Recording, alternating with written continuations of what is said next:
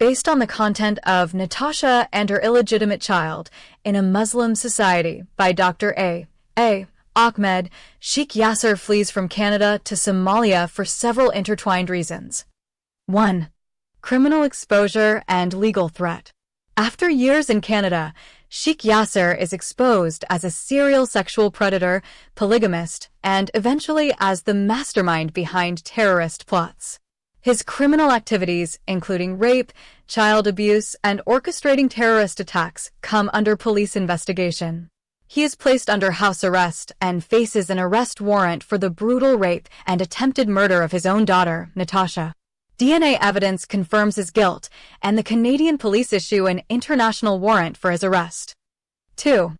Loss of community standing and imminent arrest.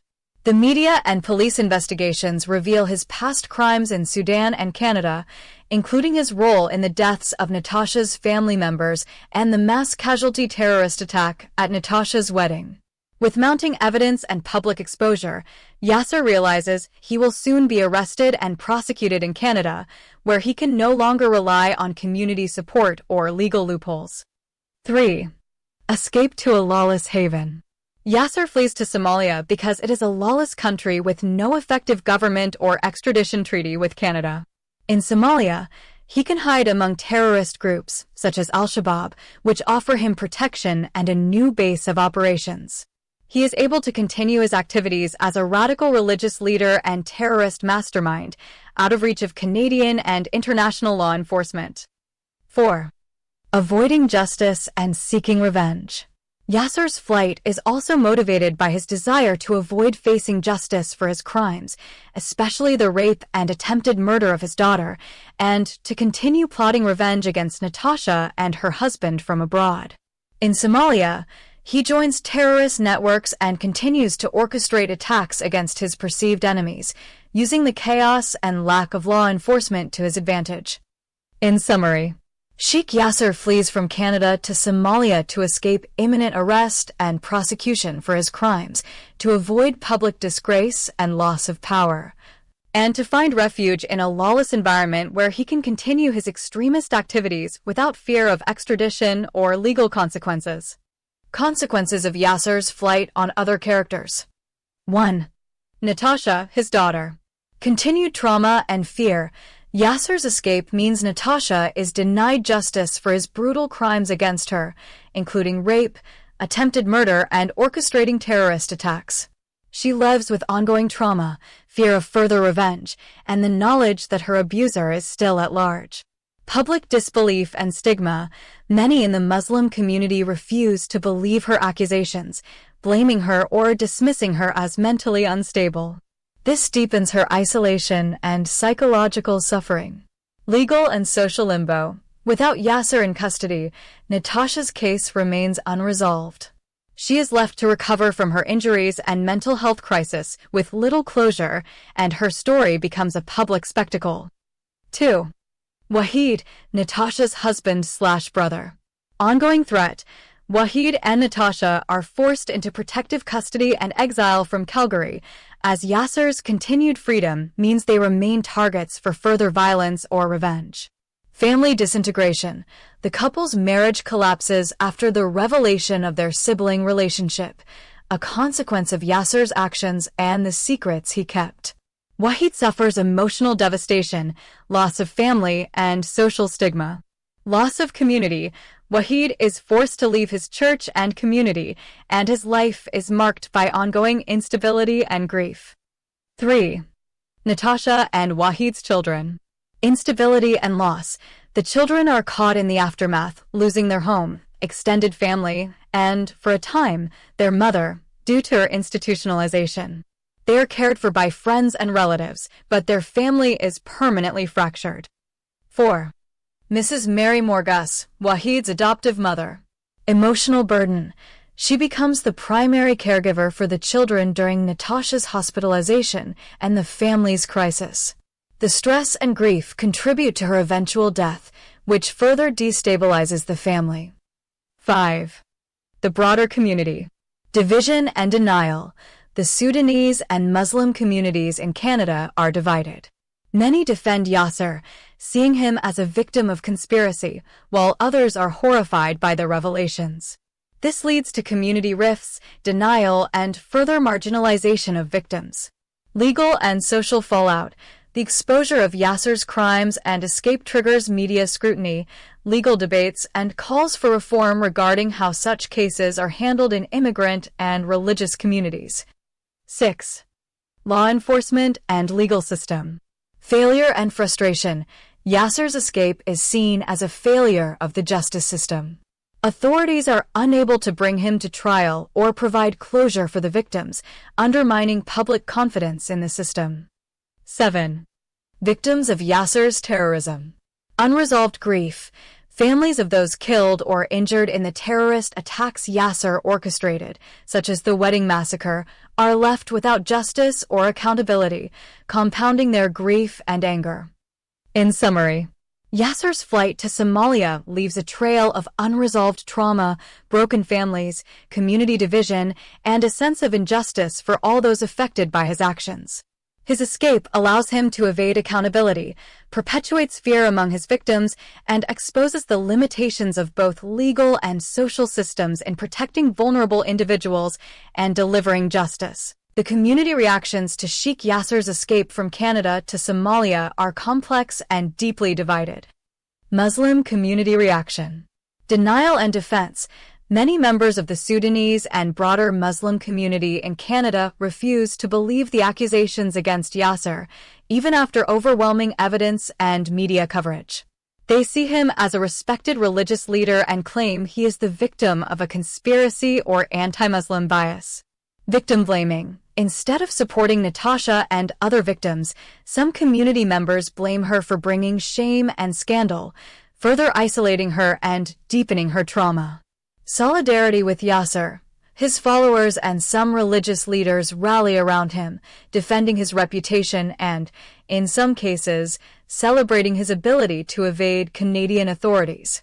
They view his escape as a triumph over what they perceive as unjust Western laws and media persecution.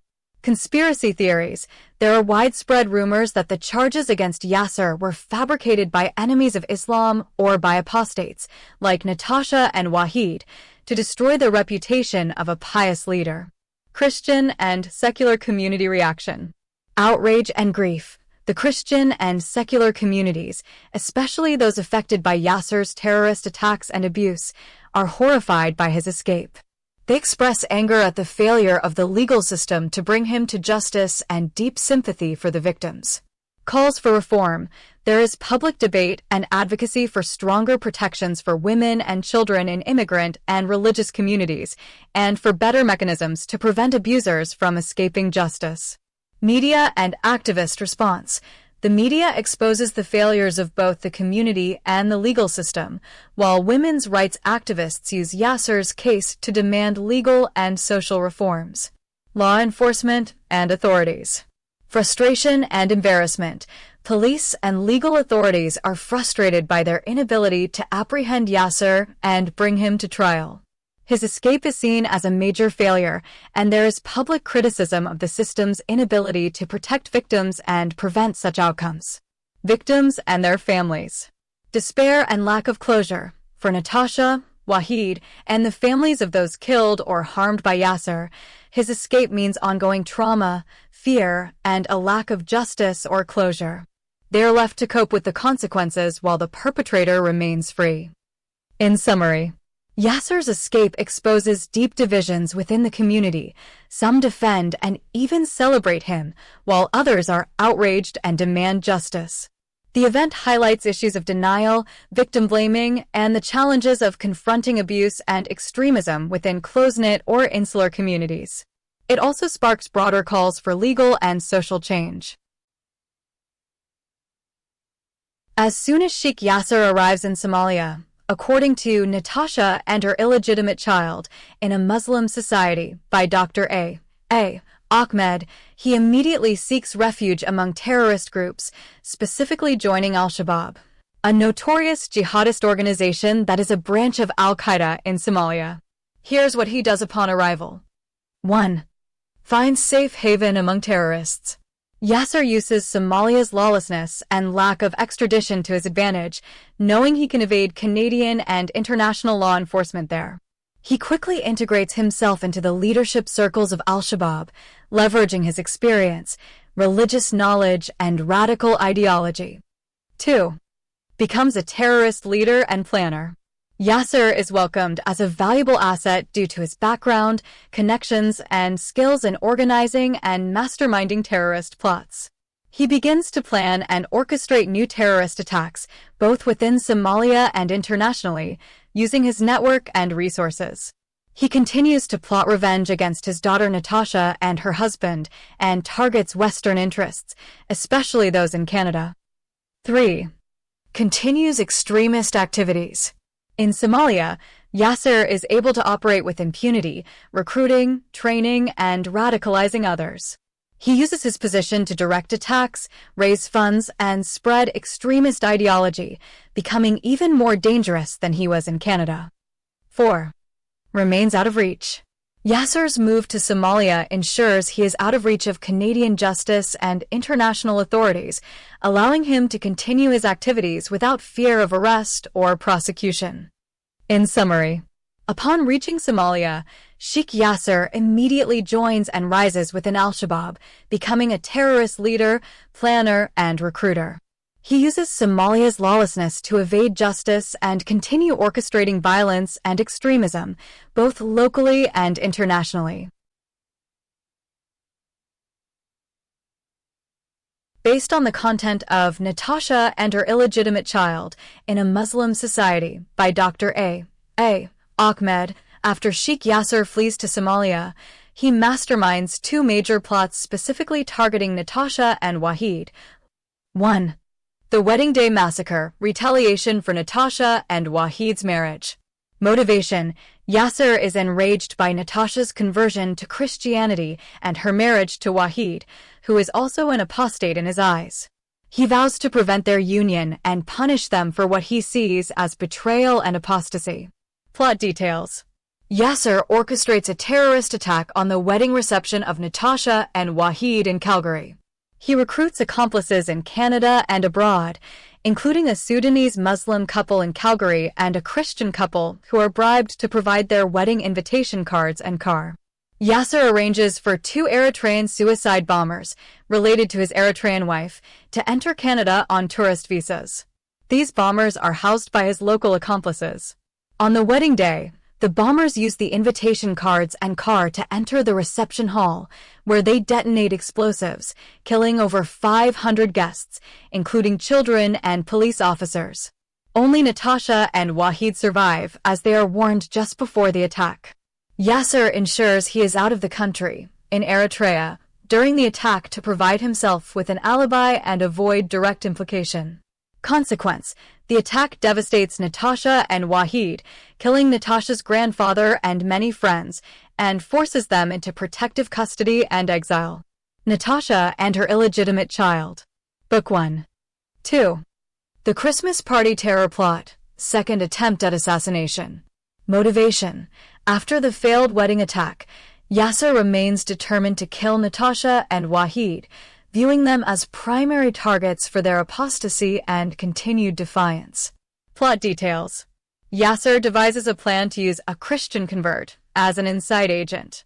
He selects a Somali jihadist, real name Muhammad Ahmed Mosa, alias Samir, who is trained to convincingly pretend to be a Muslim who has converted to Christianity. Samir marries Halima, a Somali widow with 7 children, in a Nairobi refugee camp to create a believable family unit for refugee resettlement. The family is resettled in Calgary, where Samir integrates into the Sudanese and Arabic Christian communities, pretending to be a devout Christian. Halima genuinely converts to Christianity, but Samir remains a committed jihadist, maintaining contact with Yasser's network.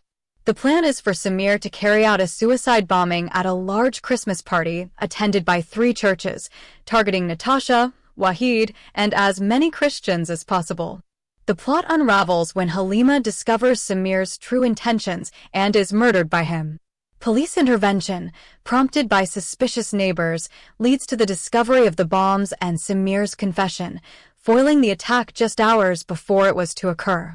Consequence: the foiled plot forces Natasha and Wahid into further exile and protective custody, and the church community is saved from a mass casualty attack. The event deepens their trauma and sense of ongoing threat from Yasser. Natasha and her illegitimate child. Book 1.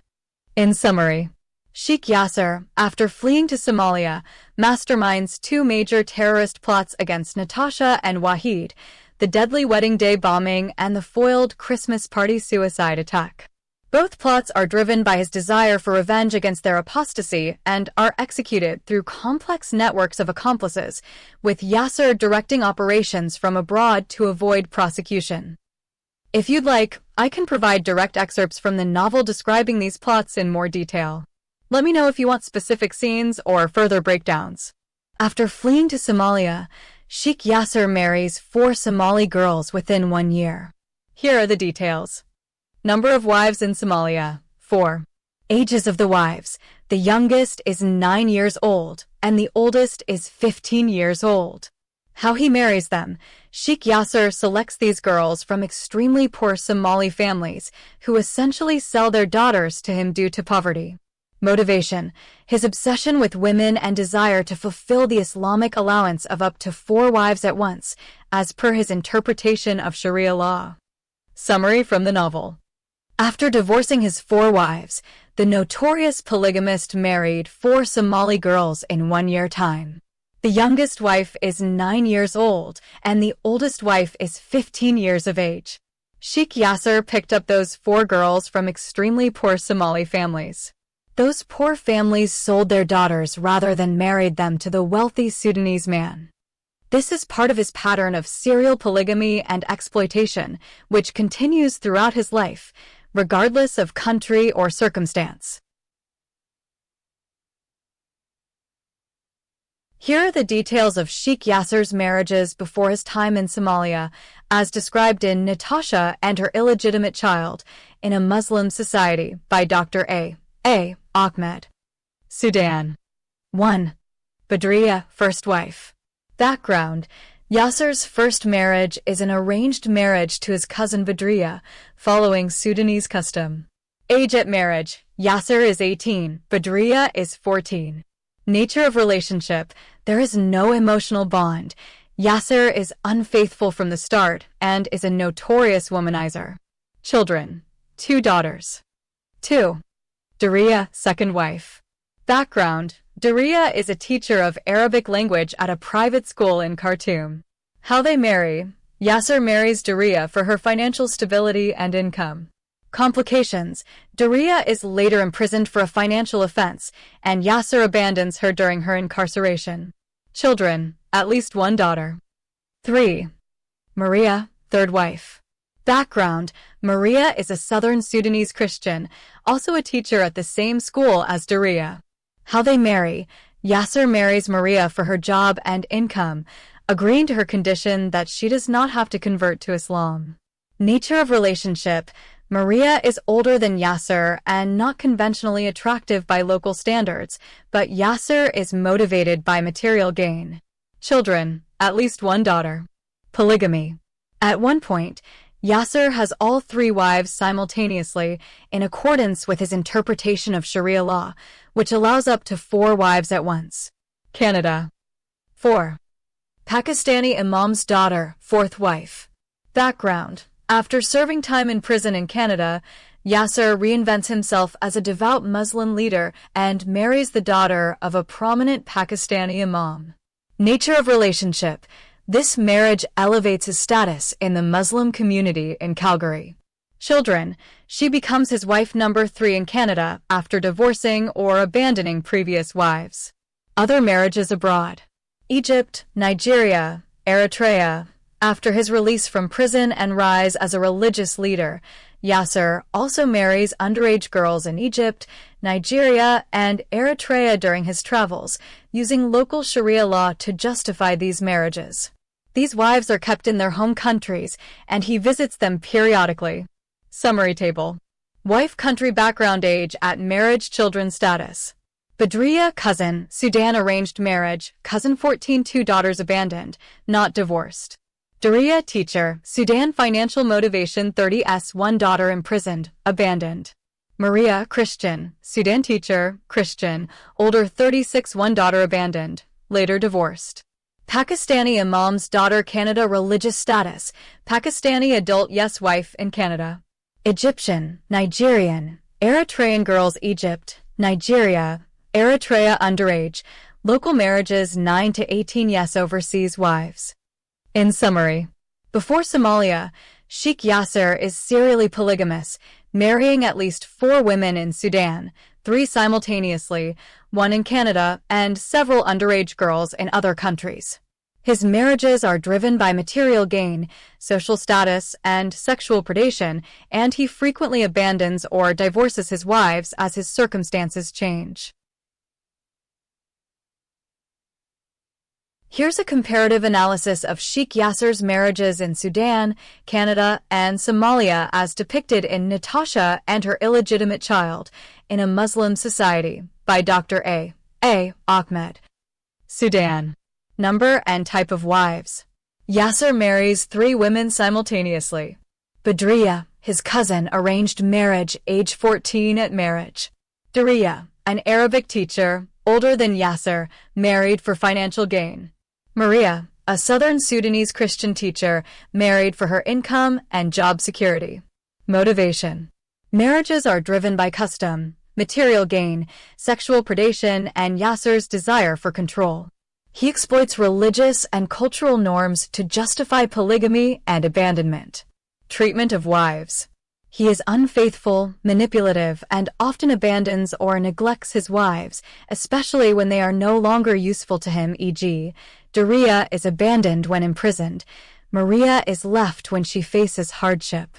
Legal/cultural context. Polygamy is legal and socially accepted under Sharia law. Women have little recourse or protection. Canada. Number and type of wives. After serving time in prison, Yasser reinvents himself as a devout Muslim leader and marries the daughter of a prominent Pakistani imam, his 3rd wife in Canada, after abandoning or divorcing previous wives. He also attempts to maintain ties with previous wives, Badriya, Daria, Maria, but Canadian law does not recognize polygamy. He marries underage girls in Egypt, Nigeria, and Eritrea during his travels, keeping them in their home countries. Motivation. In Canada, marriage is used to gain social status, community respect, and financial stability. He leverages his religious persona for influence and legitimacy. Treatment of wives. He continues his pattern of manipulation, abandonment, and exploitation. Canadian law, however, limits his ability to openly practice polygamy and subjects him to legal consequences for abuse. Legal/cultural context. Polygamy is illegal. His attempts to maintain multiple wives lead to legal and social complications, including deportation threats and criminal charges. Somalia. Number and type of wives. After fleeing to Somalia, Yasser marries 4 Somali girls within a year. The youngest is 9 years old, the oldest is 15. These marriages are arranged with extremely poor families who essentially sell their daughters to him. Motivation. Driven by sexual obsession, religious justification, fulfilling the sunnah of 4 wives, and the opportunity to exploit poverty and lawlessness. Treatment of wives. The marriages are transactional and exploitative. The girls are extremely young, and Yasser's actions are enabled by the absence of legal protections. Legal/cultural context.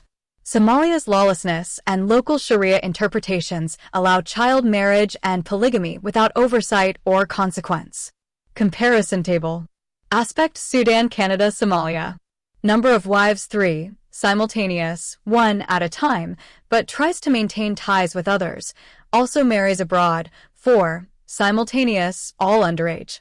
Wives background cousin, Badriya, teacher, Daria, Christian teacher, Maria, Pakistani imam's daughter, previous wives, underage girls abroad 4 Somali girls, ages 9 to 15. Motivation custom, material gain, sexual predation social status, religious legitimacy, financial gain sexual obsession, religious justification, exploitation of poverty. treatment manipulation, abandonment, neglect manipulation, abandonment, legal limits exploitation, transactional, abusive. Legal context polygamy legal under Sharia polygamy illegal, legal consequences lawless, polygamy and child marriage common. Cultural context patriarchal, women have little recourse multicultural, but law restricts polygamy extreme patriarchy, no protection for girls. Summary. Yasser's marriages in all three countries are marked by exploitation, manipulation, and disregard for the well-being of his wives. The main differences are shaped by the legal and cultural environments. Sudan enables his polygamy through Sharia, Canada restricts it, but he circumvents the law, and Somalia's lawlessness allows him to marry multiple underage girls with impunity. Here's how Sheikh Yasser orchestrates his last attack on Natasha through his ex-prison mate. 1. Motivation and context. After his terrorist plots in Canada are foiled and he is forced into hiding in Somalia, Sheikh Yasser remains obsessed with taking revenge on Natasha, his daughter, and her husband Wahid. He is unable to reach them directly as they are living under new identities in Toronto, protected by law enforcement. 2. Recruiting the ex-prison mate. Who is the ex-prison mate? Muhammad John, formerly Peter John, a Canadian ex-convict whom Yasser converted to Islam during their time together in a maximum security penitentiary. Muhammad John is a professional killer, rapist, and child abuser, now married to a Tanzanian Muslim woman and living in Canada. Why him? Yasser trusts Muhammad John because of their shared prison experience and his proven loyalty after conversion. Muhammad John is also desperate for money and has a criminal background suitable for such a mission. 3. The plan. Contact and bribery. Yasser contacts Muhammad John through his network, offering a large sum of money to track down and kill Natasha and Wahid. He frames the mission as a religious duty, jihad, quoting Islamic texts to justify the murder of apostates. Information provided. Yasser supplies Muhammad John with old names, photos of Natasha, from media coverage of her rape case and wedding attack, and instructions to focus on her image rather than her name, since she and Wahid are living under aliases. Search strategy. Muhammad John is told to search for Natasha and Wahid in Sudanese and Arabic churches across Canada, reasoning that, despite their new identities, they are likely to seek community in such places. 4. Execution of the plot. False story. To gain information, Muhammad John poses as the personal secretary of a deceased billionaire, Sheikh Yasser, claiming to be searching for Yasser's only heir, Natasha, to deliver her a vast inheritance. Church visits. He travels across Canadian provinces, visiting churches and presenting Natasha's photo, asking if anyone recognizes her or knows her whereabouts. Outcome. By the time Muhammad John reaches the Coptic church in Toronto, Natasha has already left due to her personal crisis. The church leaders tell him she, now known as Nadia Ahmed, has divorced her husband and, according to rumor, converted back to Islam and left Canada. Muhammad John relays this, with embellishments, to Yasser, who is pleased, believing his daughter has returned to Islam and is no longer a target for revenge. Summary table. Step action. Recruit ex-prison mate contacts Muhammad John, offers money, frames as religious duty. Provide info sends Natasha's photo, old names, instructions to focus on image. Search strategy instructs to visit Sudanese/Arabic churches, pose as secretary with inheritance story. Execution. Muhammad John travels across Canada, asks about Natasha, finally hears she left. Outcome. Yasser believes Natasha is no longer a threat. The murder plot is abandoned. In summary, Sheikh Yasser's last attack on Natasha is orchestrated through manipulation, religious justification, and the use of a trusted, violent ex-prison mate. The plot ultimately fails, not through intervention, but because Natasha's circumstances change and she disappears from the church community before Muhammad John can find her. Sheikh Yasser's network supporting the plot. 1. Core orchestrator. Sheikh Yasser is the mastermind, operating from Somalia after fleeing Canada. He uses his religious authority, charisma, and connections built over years as a leader in both Canada and abroad. Natasha and Her Illegitimate Child. Book 1. 2. Ex-prison mate/hitman. Muhammad John, formerly Peter John. A Canadian ex-convict, professional killer, rapist, and child abuser. Converted to Islam by Yasser during their time together in a Canadian maximum security prison. After release, he is financially supported and socially integrated by Yasser, who arranges his marriage to a Tanzanian Muslim woman and finds him a job. He is recruited by Yasser for the assassination plot, motivated by money and loyalty to Yasser. 3. Communication and information flow. Religious framing. Yasser frames the mission as a religious duty, jihad, quoting Islamic texts to justify the murder of apostates, Natasha and Wahid. Operational instructions. Yasser provides Muhammad John with old names and photographs of Natasha from media coverage and police files. Instructions to focus on her image, not her name, since she and Wahid are living under aliases. A search strategy. Visit Sudanese and Arabic churches across Canada, posing as the secretary of a deceased billionaire, Yasser, claiming to seek Natasha as an heir. 4. Broader network. Religious and criminal contacts. Yasser's influence extends to various Muslim communities and criminal circles, both in Canada and internationally. He leverages his connections to obtain information, move money, and coordinate logistics. Terrorist affiliates. In Somalia, Yasser is embedded with Al-Shabaab and other jihadist groups, which provide him with protection, resources, and a base for international operations. 5. Local accomplices in previous plots. While the final plot is executed primarily through Muhammad John, Yasser's earlier attacks involved Sudanese Muslim couples in Canada for logistics and harboring operatives. Christian couples bribed to provide access and cover. Foreign suicide bombers brought in on tourist visas. Local and international contacts for document forgery, bribery, and movement of funds. Summary table. Role network member function. Mastermind Sheikh Yasser plans, funds, and directs the plot from Somalia.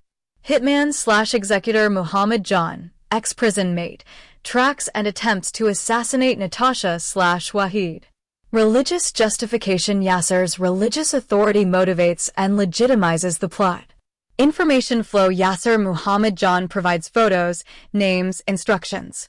Search/deception. Muhammad John poses as secretary, visits churches, gathers intel.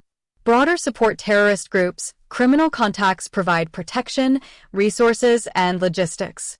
In summary, Yasser's network is a blend of religious followers, criminal associates, and terrorist affiliates.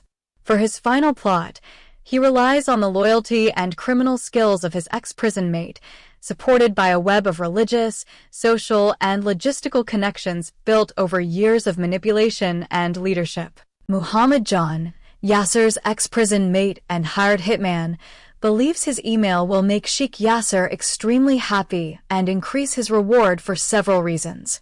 1. The good news for Yasser.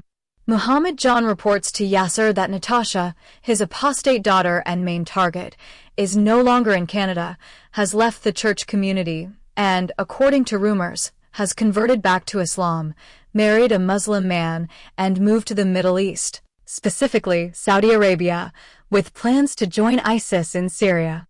He embellishes the story, claiming that Natasha is now a devout Muslim woman, wearing hijab, praying, fasting, and living as a model believer.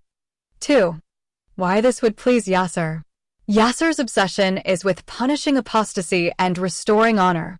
If Natasha has truly returned to Islam, married a Muslim, and left her Christian husband, Yasser's religious and personal goals are fulfilled without the need for violence. For Yasser, this outcome is even better than murder. It means his daughter has repented, returned to the faith, and is no longer a source of shame or a threat to his reputation.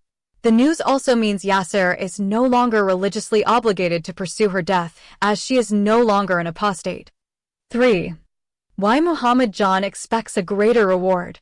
He believes he has delivered not just a report, but a miracle that resolves Yasser's vendetta and religious duty. By claiming to have confirmed Natasha's repentance and return to Islam, he presents himself as the agent who brought Yasser peace and honor. He expects Yasser will be so overjoyed by this outcome that he will double the promised payment for the mission, even though no murder was committed. 4. Manipulation and self-interest. Muhammad John adds extra details, such as meeting Muslims who swear by the Quran that Natasha is now devout, to make the story more convincing and to maximize Yasser's gratitude and financial reward. He knows Yasser's psychology and religious priorities and tailors his message to trigger maximum satisfaction.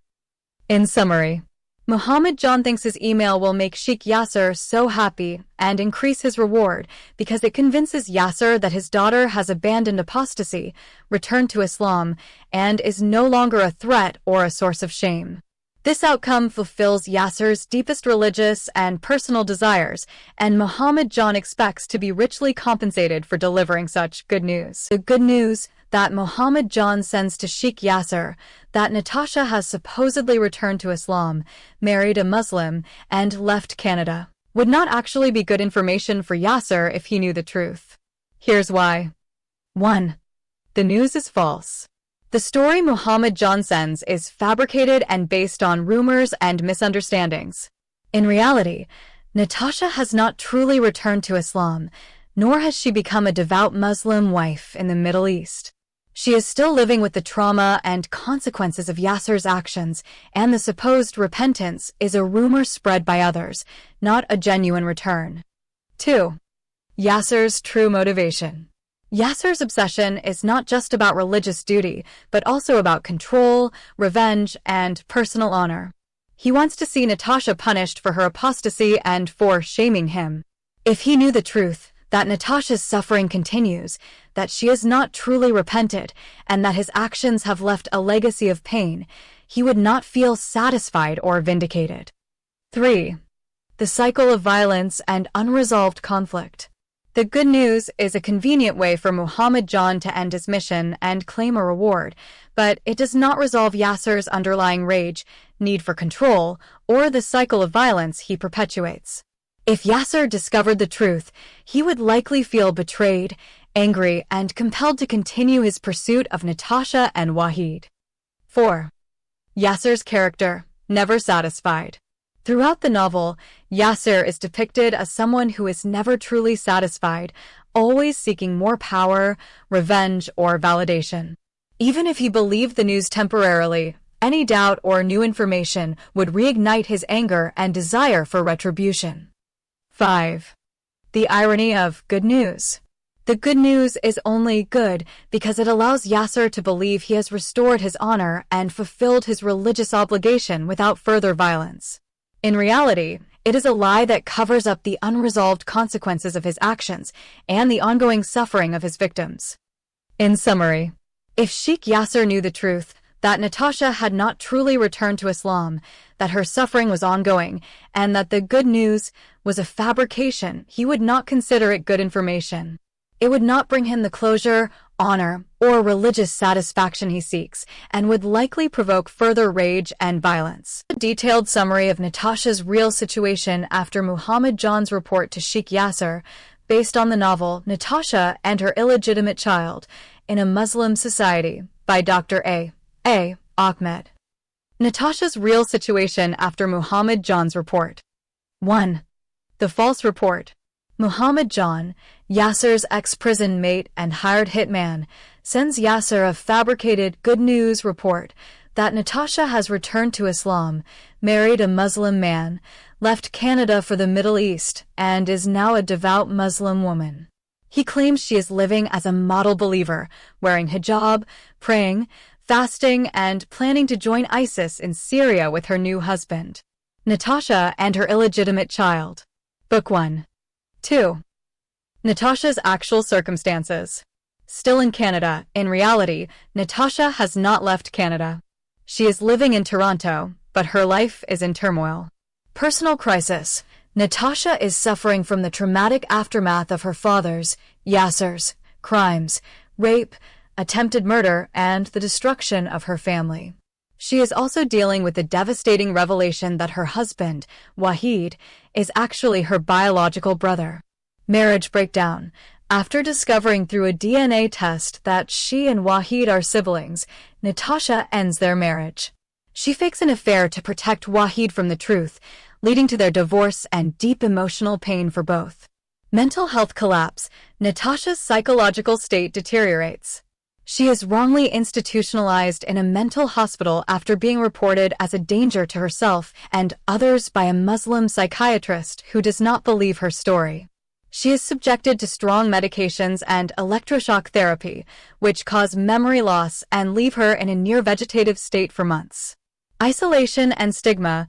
Natasha is isolated from her community, misunderstood by many, and cut off from her children for a time. She is not practicing Islam, nor has she returned to the faith, contrary to what Muhammad John reports. Gradual recovery. Eventually, with the support of her brother, Wahid, her Ethiopian friend Almaz, and her mother-in-law Mrs. Mary Morgus, Natasha begins a slow recovery. She regains her memory and strength, returns to her studies, and becomes an advocate for women's rights, focusing on the critique of oppressive religious and cultural systems. Ongoing trauma. Despite her recovery, Natasha continues to live with the scars of her past, the loss of her family, and the consequences of Yasser's actions. She is not restored to Islam or living a peaceful life as Muhammad John's report claims. 3. The irony. The good news that Yasser receives is a complete fabrication. Natasha's real situation is one of ongoing trauma, resilience, and a search for dignity and justice, not religious repentance or reconciliation with her father's worldview. In summary, after Muhammad John's report, Natasha is not safe, not at peace, and certainly not returned to Islam. She is a survivor of immense trauma, living in Canada, struggling with the consequences of her father's violence, and working toward healing and advocacy, not the happy ending Yasser is led to believe. Natasha, Sheikh Yasser falls into a never-ending war of honor feud with other Somali terrorist leaders due to his own actions and the cultural context of honor in Somalia. 1. Yasser's obsession and actions. After fleeing to Somalia, Yasser marries 4 underage Somali girls from extremely poor families, exploiting local customs and poverty. His troubles begin when he becomes infatuated with the wife of another powerful Somali terrorist leader. Yasser covets her beauty and is determined to have her, even though she is already married. 2. Orchestrating murder and rape. To get the woman he desires, Yasser falsely accuses her husband of being a traitor and a spy for Ethiopia. He fabricates evidence and convinces his own terrorist followers to ambush and kill the Somali leader. On the same night her husband is murdered, Yasser rapes the widow, taking her as a war captive, following the example of early Islamic conquerors as described in the novel. 3. The honor feud begins. The murdered man's brothers and extended family learn of the killing and the rape of their sister-in-law. In Somali and broader Muslim culture, such acts are not just crimes, they are deep violations of family and tribal honor. The brothers, seeking revenge for both the murder and the dishonor brought upon their family, rally their own fighters and persuade other tribal leaders to join them against Yasser. 4. Escalation and no escape. What begins as a personal vendetta escalates into a large-scale, bloody feud involving multiple clans and terrorist factions. Yasser's own group is outnumbered, and he is forced to flee into the mountains, but the feud continues as his enemies pursue him relentlessly. Eventually, Yasser is captured, tortured, and left to die slowly as a form of ultimate retribution for his crimes against honor. 5. Cultural and religious context. The novel emphasizes that in Somali and many Muslim societies, honor is paramount. Violations such as murder and sexual assault against a family member demand blood revenge. Yasser's actions, motivated by lust, power, and disregard for others, trigger an unstoppable cycle of violence, as the only way to restore honor is through vengeance. In summary, Sheikh Yasser falls into a never-ending war of honor feud with other Somali terrorist leaders because he murders a rival to take his wife, rapes her, and thus gravely dishonors the family and tribe. This triggers a cycle of revenge that escalates into a bloody, unending conflict, ultimately leading to Yasser's own brutal demise. 1. Escalation of the feud. After Yasser murders a rival Somali terrorist leader to take his wife and then rapes her, the murdered man's brothers and extended family are consumed by the need for revenge. They rally their own fighters and persuade other tribal leaders to join them, turning a personal vendetta into a large-scale, bloody conflict. 2. Yasser's downfall. Yasser's group is outnumbered by the coalition of Somali fighters and terrorist leaders. He is forced to flee into the mountains, but his enemies relentlessly pursue him. Eventually, Yasser is captured by the vengeful brothers and their allies. 3. Brutal retribution. The brothers decide to exact the most painful and humiliating punishment possible, reflecting the gravity of Yasser's crimes against their family's honor. They blind his eyes. They break his legs and hands. He is left in front of a cave to die slowly, exposed to the elements and unable to defend himself. His enemies guard the area to ensure none of Yasser's followers can rescue him. 4. Prolonged suffering and death. Yasser suffers for 3 days, enduring the blazing African sun by day and swarms of mosquitoes and bloodsuckers by night. He is denied water and food, mocked by his captors, and left to reflect on his crimes. He cries out for mercy, but none is given. 5. Final humiliation. After Yasser dies from his injuries and exposure, his body is left to decompose. Wild animals and birds feed on his remains. Eventually, his enemies return, pour kerosene on his bones, and set them on fire, erasing any trace of his existence and ensuring his dishonor is complete. In summary, Sheikh Yasser's fate is a slow, agonizing, and humiliating death at the hands of his enemies, who exact revenge for his crimes against their family's honor. His end is marked by suffering, abandonment, and the total destruction of his body and reputation, a direct consequence of the honor-based culture and the cycle of violence he perpetuated. The aftermath for Sheikh Yasser's followers after his downfall and death is marked by confusion, denial, and a crisis of faith and leadership. 1. Denial and disbelief. Many of Yasser's followers, especially those in the Muhajirin group and the broader Muslim community in Calgary, refuse to believe the accusations and evidence against him, even after his crimes, rape, terrorism, abuse, are exposed. When news of his brutal death in Somalia reaches them, they are shocked and many remain in denial, convinced that he was a victim of conspiracy or that the reports are fabricated. 2. Loss of leadership and direction. Yasser was a charismatic and powerful figure who provided religious, social, and sometimes financial leadership to his followers. His sudden disappearance and violent end leave a leadership vacuum. The Muhajirin group and other affiliated circles struggle to find a new leader with similar authority and influence. Some followers attempt to continue his legacy, but without his manipulative charisma, the group's cohesion and influence diminish. 3. Crisis of faith and identity. For those who saw Yasser as a spiritual guide or even a saint, the revelations of his crimes and his ignominious death cause a crisis of faith. Some followers are forced to confront the reality of his hypocrisy and the harm he caused, leading to disillusionment and questioning of their beliefs. Others double down on denial, blaming external enemies or apostates for his downfall. 4. Social and community fallout.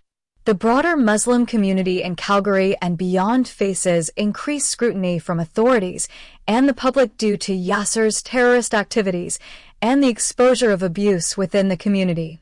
There is internal division. Some defend Yasser's memory, while others are horrified and seek to distance themselves from his legacy. The community's reputation suffers and trust in religious leadership is eroded. 5. Legal and practical consequences. Some of Yasser's closest associates and followers are investigated, arrested, or prosecuted for their roles in his plots, e.g., harboring terrorists, aiding in attacks. The Muhajirin group loses much of its influence and resources, and many members drift away or seek new affiliations. In summary, Yasser's followers are left in turmoil, some in denial, some disillusioned, and many leaderless. The community faces a loss of direction, a crisis of faith, and increased external scrutiny, while the legacy of harm and division lingers long after Yasser's death. Sheikh Yasser follows the example of Khalid ibn al-Walid with Layla and her husband for several reasons, all rooted in his character, religious worldview, and the novel's critique of patriarchal and violent interpretations of Islamic history. 1. Emulation of early Islamic conquerors. Khalid ibn al-Walid was a famous general in early Islamic history, known for his military prowess and for an infamous incident. After killing Malik bin Nuwaira, a tribal leader, Khalid took Malik's wife, Layla bint al-Minhal, and slept with her the same night, violating even the waiting period, iddah, prescribed in Islamic law. Yasser, as depicted in the novel, is obsessed with religious authority and historical precedent. He sees himself as a modern-day sword of Islam, justifying his actions by citing the deeds of early Islamic figures like Khalid ibn al-Walid. 2. Justification of violence and sexual predation. By following Khalid's example, Yasser rationalizes his own violent and predatory behavior. He murders a rival Somali terrorist leader, to whom Layla is married, then rapes Layla on the same night, taking her as a war captive. He uses the precedent of Khalid's actions and the fact that Khalid was not punished by the Prophet Muhammad as religious justification for his own crimes, believing that what was permitted for the companions is permitted for him. 3. Assertion of power and honor. In the context of the novel, such acts are not just about personal desire, but are also about asserting dominance, humiliating rivals, and restoring or claiming honor through violence and sexual conquest. Yasser's actions are meant to send a message to his followers and enemies that he is above ordinary moral constraints, empowered by religious tradition, and willing to do whatever it takes to maintain his authority. 4. Triggering the honor feud. This act of murder and rape is a direct violation of Somali and broader Muslim codes of honor, triggering a never-ending blood feud with the murdered man's brothers and their allies. The novel uses this escalation to critique the cycles of violence and the misuse of religious history to justify brutality. Direct reference from the novel. Sheikh Yasser learned that evil idea from the example of Khalid ibn al-Walid. The Egyptian Muslim scholar Sayyid al-Kimni narrates a story of the greatest military commander of the Muslim troops, Khalid ibn al-Walid. Khalid had killed Malik bin Nuwaira, the leader of the tribe of Bani Yarbu, because he had a beautiful wife. Khalid slept with the woman on the same night he killed her husband. Likewise, on the same night the Somali man has been killed, Sheikh Yasser took his exceptionally beautiful wife as a war captive and forced her in bed against her wish. While he was raping her, the widow woman was weeping for her murdered husband. But by killing that Somali leader and raping his beautiful wife, Sheikh Yasser started a never-ending honor feud. Natasha and her illegitimate child. Book 1. In summary, Sheikh Yasser follows the example of Khalid ibn al-Walid to justify his own violence and sexual predation, using religious history as a shield for his crimes and as a means to assert power, which ultimately leads to his downfall in a cycle of honor-based revenge. Sheikh Yasser Saif al-Din does not repent of his many sins while he is dying in Somalia. In the final chapters, after Sheikh Yasser is captured by his enemies in Somalia, he is subjected to a slow and painful death as revenge for his crimes, including murder and rape. The narrative specifically states that during the 3 days he suffers before dying, he remembers all the victims he has cheated, abused, tortured, murdered, and the rape of his own daughter. Even so, the evil man did not repent of his many sins. The text is explicit that, despite his suffering and the opportunity to reflect on his actions, Sheikh Yasser does not express remorse or seek forgiveness. He dies unrepentant, and the story frames his end as a form of poetic justice for the harm he caused throughout his life. Sheikh Yasser Saif al-Din, central antagonist and catalyst for tragedy. 1. Antagonist and abuser. Sheikh Yasser is the primary antagonist of the novel. He begins as a neighbor to Natasha's family in Sudan and is depicted as a predatory, manipulative, and remorseless man. He deceives and sexually abuses Natasha when she is a young teenager, resulting in her first pregnancy. He later repeats this abuse, causing a second pregnancy. Both incidents bring immense shame and danger to Natasha and her family. Natasha and her illegitimate child. Book 1. 1. 2. Embodiment of patriarchal and religious hypocrisy. Yasser exploits religious and cultural norms to justify his actions, including polygamy, sexual exploitation, and abandonment of his responsibilities. He uses his status as a man and religious rhetoric to escape accountability, while Natasha bears the full weight of social and legal punishment. 3. Escaping justice and reinventing himself. After being threatened with legal punishment and honor violence, Yasser flees Sudan, manipulates the refugee system in Egypt, and is resettled in Canada by presenting himself as a victim.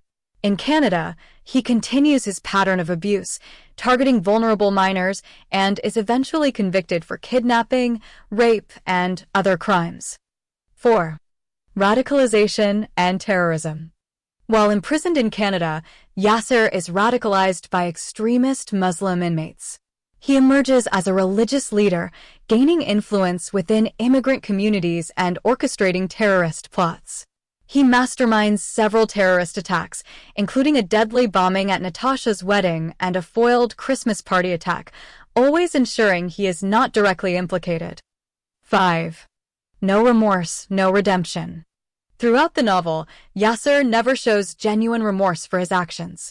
Even when dying a slow and painful death in Somalia, he does not repent for his many sins. 6. Symbol of systemic failure. Yasser's character is used by the author to critique both patriarchal/religious and secular/legal systems that fail to protect women and children from abuse. He is able to manipulate both systems for his own gain, highlighting the dangers of unchecked power, misogyny, and religious extremism. 7. Legacy of destruction. Yasser's actions lead to the destruction of Natasha's family, the deaths of her mother and grandfather, Natasha's own execution in Sudan, and lasting trauma for all his victims.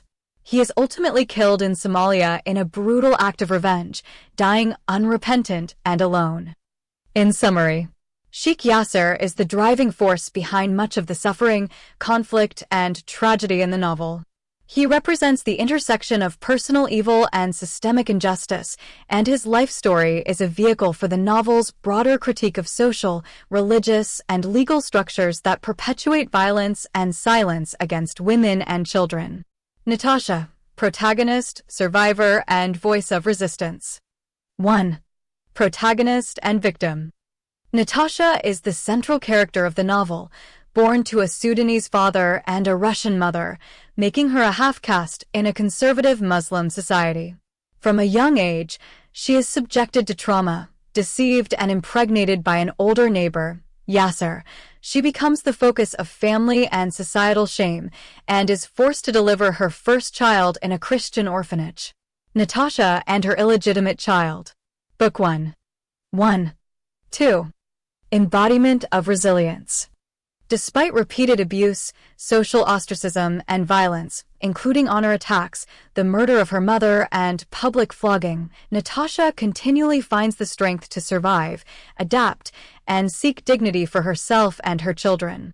Her journey is marked by forced migration, exile, and the struggle to rebuild her life in Ethiopia and Canada. 3. Seeker of truth and justice. Natasha refuses to be silenced by shame or fear. She confronts her abusers, speaks out about her experiences, and ultimately confesses the truth to authorities, even when it puts her at risk of fatal punishment. She becomes an advocate for women's rights, pursuing higher education in religious studies, and using her knowledge to challenge the systems that oppressed her. 4. Symbol of the cost of injustice. Natasha's life is shaped by the brutality of social stigma, the cruelty of patriarchal and religious systems, and the devastating consequences of being labeled illegitimate. Her story exposes the suffering imposed by honor culture, gender oppression, and the criminalization of women's sexuality. 5. Complex identity and search for belonging. Natasha's mixed heritage and experiences of exile leave her caught between cultures, religions, and nations. She struggles with identity, belonging, and the pain of being othered, both at home and abroad. 6. Transformation and tragedy. Natasha's journey is also one of transformation.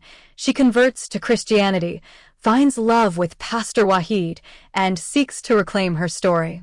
However, her life is further complicated by tragic revelations, such as unknowingly marrying her own brother, the trauma of rape by her biological father, and institutional betrayal, wrongful institutionalization. 7. Voice for reform. Through her suffering and resilience, Natasha becomes a voice for reform, challenging the silence and stigma that perpetuate cycles of violence.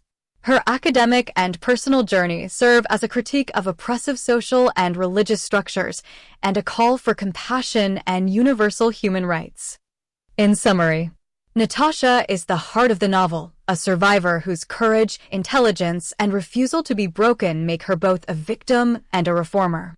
Her story is a powerful testament to the endurance of the human spirit and a searing critique of the systems that seek to silence and punish women for circumstances beyond their control. Here's a direct comparison of Natasha and Sheikh Yasser's roles in Natasha and Her Illegitimate Child in a Muslim Society by Dr. A. Ahmed, based on the actual content of the novel. Natasha versus Sheikh Yasser, roles and functions in the story. Aspect: Natasha, protagonist; Sheikh Yasser, antagonist. Narrative role: central protagonist and moral center. The story follows her life, struggles, and growth.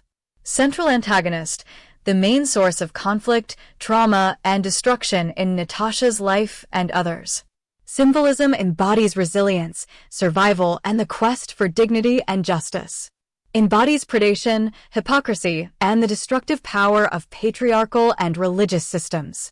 Victim/perpetrator: victim of abuse, social stigma, violence, and systemic injustice. Perpetrator of abuse, manipulation, violence, and terror, never shows remorse. Agency: fights to reclaim her story, confronts her abusers, seeks education and reform. Uses: manipulation, religious rhetoric, and violence to maintain power and evade accountability. Transformation: grows from a traumatized victim to an advocate for women's rights and reform. Transforms from a local abuser to a transnational predator and terrorist, but never reforms or repents. Relationship: daughter and victim of Yasser. Their relationship is the source of much of her suffering and the novel's central conflict. Natasha's abuser and biological father. His actions drive the plot and her tragic journey. Impact on others: inspires empathy, reform, and resistance. Her story exposes systemic injustice. Leaves a trail of trauma, broken families, and violence. Manipulates systems for personal gain. End/resolution: survives immense trauma, becomes a symbol of resistance, but is left deeply scarred, seeks meaning through advocacy and research. Dies unrepentant, alone, and violently in Somalia. His legacy is one of destruction and shame. Summary of their contrasting roles. Natasha is the heart of the novel, a survivor whose journey exposes the brutality of honor culture, gender oppression, and religious law. She is a voice for the silenced, striving for dignity and justice despite overwhelming adversity. Her resilience and refusal to be broken make her both a victim and a reformer. Natasha and Her Illegitimate Child. Book 1. 1. Sheikh Yasser is the engine of conflict and tragedy. He is a manipulator, abuser, and ultimately a terrorist whose actions devastate Natasha and many others. He represents the dangers of unchecked patriarchal and religious authority, and his lack of remorse or redemption is central to his role as the antagonist. Natasha and Her Illegitimate Child. Book 1. 1. Their intertwined stories drive the novel's critique of oppressive systems and the enduring hope for change. Here's a comparative summary of the sufferings of Wahid and Natasha in Natasha and Her Illegitimate Child in a Muslim Society by Dr. A. Ahmed, based on the actual content of the novel. Natasha's sufferings. Childhood trauma and social stigma. Natasha is deceived and sexually abused by Yasser as a young teenager, resulting in 2 pregnancies out of wedlock. She is labeled as illegitimate and fallen, facing relentless social ostracism and threats of honor killing. Family tragedy. Her mother is murdered in an honor attack meant for Natasha, and her family is destroyed by violence and scandal. Legal and physical punishment. Natasha is prosecuted under Sharia law, publicly flogged, and ultimately dies as a result of her punishment. Exile and identity crisis. She is forced to flee Sudan, live in exile in Ethiopia and Canada, and struggles with her mixed heritage and sense of belonging. Further abuse and betrayal. In Canada, she is raped by her biological father, Yasser, becomes pregnant again, and is nearly murdered by him. Institutional betrayal. Natasha is wrongly institutionalized as mentally ill, subjected to electroshock therapy, and left in a near-vegetative state for months. Psychological trauma. She suffers from deep guilt, PTSD, and a crisis of faith and identity, especially after discovering she unknowingly married her own brother. Loss and isolation. Natasha loses her mother, grandfather, and eventually her marriage and community due to the stigma and trauma she endures. Resilience and advocacy. Despite these hardships, Natasha channels her suffering into academic research and advocacy for women's rights, seeking to break cycles of silence and shame. Natasha and Her Illegitimate Child. Book 1. 1. Wahid's sufferings. Illegitimacy and social exclusion. Wahid, born Gergis Gabriel, is abandoned at birth, raised in a Christian orphanage, and grows up as an illegitimate child in Sudan, facing discrimination from both Muslims and Christians. Bullying and abuse. He is bullied, ostracized, and physically abused in both public Islamic and private Christian schools, never fully accepted by any community. Identity crisis. Wahid struggles with a fractured sense of self, not belonging to either the Arab Muslim elite or the Coptic Christian community. Poverty and exploitation. In Egypt, he is denied refugee status, forced to work as a servant, and treated as a social outcast. Reinvention and deception. To escape stigma, Wahid changes his name and fabricates a story of being a Muslim convert to Christianity, which brings its own psychological burden. Loss of family and support. He is separated from his biological family, never knows his parents, and is haunted by abandonment. Marital tragedy. Wahid unknowingly marries his own sister, Natasha, and when the truth is discovered, their marriage collapses, leading to deep emotional pain and isolation. Community rejection. He is forced to leave his church and community due to rumors and scandal, and faces ongoing suspicion and exclusion. Psychological trauma. Wahid suffers from depression, suicidal thoughts, and a sense of being cursed by circumstances beyond his control. Loss of loved ones. He loses his adoptive mother, Mrs. Mary Morgas, and is left to care for his children alone after Natasha's institutionalization and their divorce. Struggle for dignity. Despite his suffering, Wahid seeks to rebuild his life, care for his children, and eventually finds support in new friendships and faith communities. Natasha and Her Illegitimate Child. Book 1. 1. Comparison table. Aspect Natasha's suffering. Wahid's suffering. Origin: victim of sexual abuse, social stigma, and honor violence from adolescence, born illegitimate, abandoned, and stigmatized from birth. Family: loses mother, murdered, grandfather, killed in terrorist attack, and marriage, never knows biological parents, loses adoptive mother, marriage collapses. Legal/social system: prosecuted, flogged, executed under Sharia. Wrongly institutionalized in Canada, excluded by both Muslim and Christian communities, denied refugee status. Abuse, raped by father, nearly murdered, subjected to public and institutional violence, bullied, abused in schools, exploited as a servant, suffers poverty. Identity, mixed heritage, exile, struggles with belonging and faith, identity crisis, reinvents self to escape stigma, struggles with belonging. Psychological PTSD, guilt, depression, crisis of faith, trauma from incestuous marriage, depression, suicidal thoughts, sense of being cursed, loss of hope. Community, ostracized, stigmatized, loses support networks, rejected by both religious and ethnic communities, isolated. Resilience, becomes advocate for women's rights, pursues education, seeks justice, tries to rebuild life, cares for children, finds new support. Summary. Both Natasha and Wahid endure lifelong trauma, social exclusion, and repeated cycles of loss and betrayal.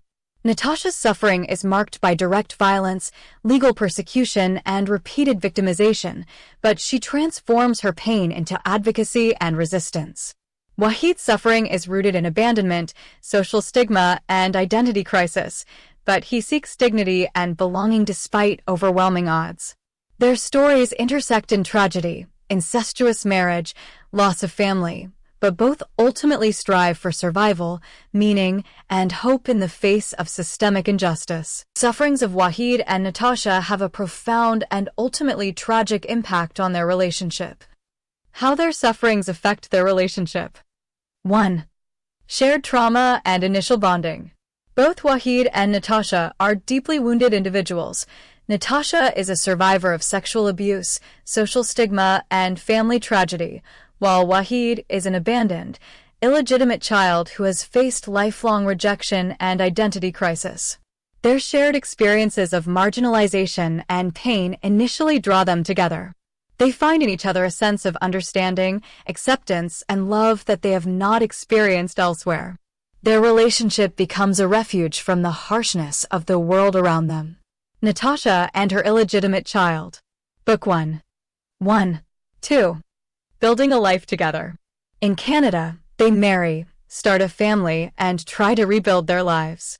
Their mutual support helps them survive exile, community rejection, and the trauma of their pasts.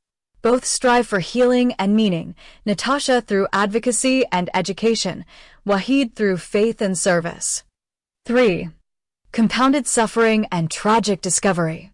The cumulative weight of their traumas, Natasha's rape by her biological father, wrongful institutionalization, and Wahid's ongoing sense of not belonging, creates ongoing stress and vulnerability in their marriage. The most devastating blow comes when Natasha discovers, through a DNA test, that Wahid is actually her biological brother. This revelation is the result of the hidden consequences of their parents' and society's actions, not their own choices. Natasha and her illegitimate child. Book 1. 4. Collapse of the relationship. The discovery that they are siblings causes Natasha immense guilt and psychological distress. She withdraws from Wahid, fabricates an affair to give him a reason to leave her, and ultimately files for divorce.